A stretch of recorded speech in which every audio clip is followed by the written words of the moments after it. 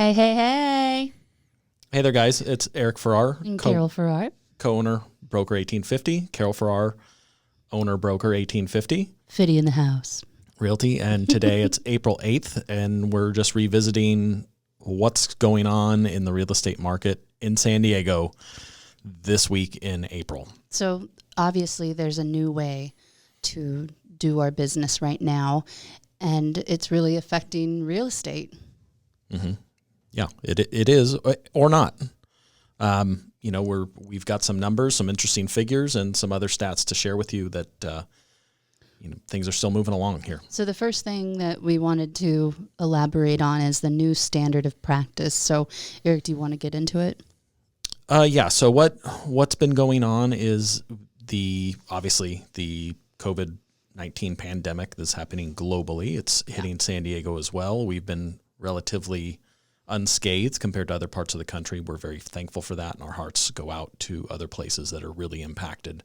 This is a major tragedy, and we feel for everybody out there. Along those lines, we want to keep everybody safe, and standards of practice that the California Association of Realtors is on board with, and we have a couple of different addendums that go along with this. So if you want to see a property, whether it's vacant or occupied, that's up to you. Occupied listings, that's up to their comfort level. So what one of these amendments say is that you're acknowledging the possibility that things are out there, and two, that if you're going to visit someone's house, you're going to wear personal protective equipment, i.e. booties, gloves, and a face mask the entire time while practicing social distancing, wiping surfaces down if you can, and washing your hands and removing all that stuff when you're done. Throwing it away. Yeah. So that's keeping you safe. That's keeping the homeowners safe. We're really working for folks that have to be out there. If you don't have to be out there, there's no reason. There's no reason. But there are folks who have needs that, leases are coming up. There's a lot of different permutations of that, only you know what you're in, and we're here to help you if you need help there. That's right. So we are taking this very seriously, taking every precaution possible because we want to stay healthy and safe as well as our families. So with that said, we were really curious to see how COVID was affecting the market, because that's a very popular question that's being asked of us in every conversation that we're having, even with clients who are currently under contract. And what we found was some really interesting information, which is something that I've been sensing as, boots on the ground, if you will, but we have some interesting information to share with you now.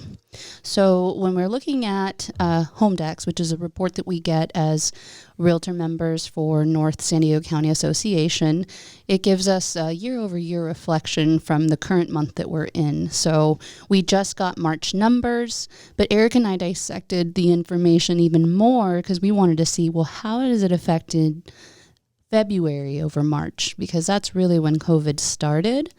And historically speaking, March, April, May, June through the summer is when people move. And people, are they moving with all this? And the answer is yes. New listings. Yeah, so just really quick, Carol. So so you guys understand, so we looked at the data for January, February, and March, which is effective current as of April 4th. So these stats are really hot off the press. So January is typically a slow month coming out of the holidays. That data is pretty consistent. So we wanted to give you guys month over month from February. February numbers are trailing from January activity. So if you were going to list your house February 1st, you've already had that ball in motion. Same thing with pendings and solds.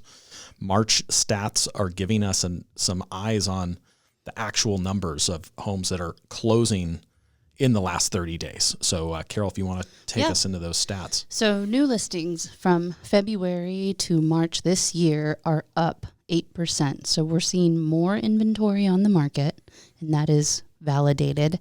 Also, pending sales, interestingly enough, are down by 20%, and I think that has a lot to do with accessibility.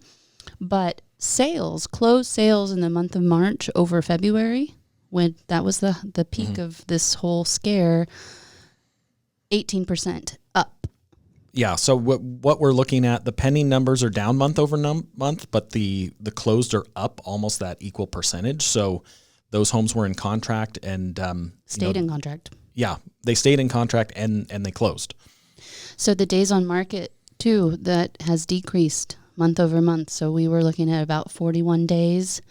That is now 31 days. And the stats are for all of North County. North San Diego County. Basically the 56 south to 76, including Fallbrook, from the coast through Poway. Yep. So your traditional North County. So the other interesting stat was percentage of a list price received over, because people are saying, okay, well, price is going down. Are people taking less? And actually, they're not. People are receiving 99.5% of their asking price.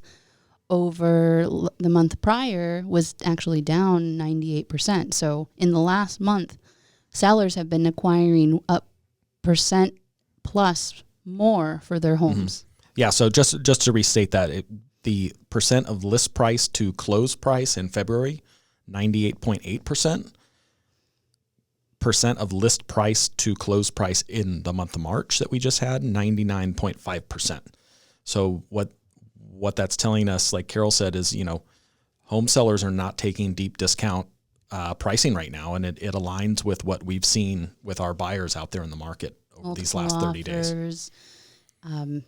It's been pretty treacherous in that sense. I mean, everybody's taking their precautions, of course, and we've been fortunate enough to work with people who have the need and also don't have occupied properties, because that brings a whole nother level of strategy and, of course, tact based on these recommendations come down from CAR. But another really topic we want to talk about is leases, and Eric got some good information on this. Yeah, so I've been in touch with a number of attorney friends and folks that we use and other folks, and so just to let you guys know what's going on, I have been contacted by a couple of folks that have asked me some questions saying, hey, my business lease, does this pass the smell test? It seems like the landlord's being a little pushy in light of everything. So this is going to apply to business and commercial leases and renters. So right now in San Diego County, the court clerk is not there. They are only taking criminal, restraining order where there's a violent component, and child custody cases. Those are the only cases happening. We already know that there has been a stay on activity for evictions and foreclosure. We've also confirmed that the clerk of the court for San Diego County is not receiving anything on evictions or foreclosure. So if you have a landlord that's trying to put some screws to you, saying they're going to file it anyway, it's not going in. The electronic filing system is on a hold. And if you had already an eviction prior to the state of emergency, those evictions are stayed until further notice, until this emergency blows over. And if you do have an issue, statute of limitations are being effectively buffered for 60 days. So if something does come up, or something did come up and you're approaching a timeline, they are trying to work to keep things moving so you still have a legitimate case. We felt we wanted to do some research on that because this situation is affecting businesses of all sizes, small, medium, large. And personal residents too. I mean, people who aren't able to work because of what's going on, and if they're not essential and they're not making the money and to pay rent. I mean, it's never in a time have we ever been in this. And the fact is it's constantly evolving, and we are trying to stay ahead of all the information as it's being disseminated, because there's so much as the days go on.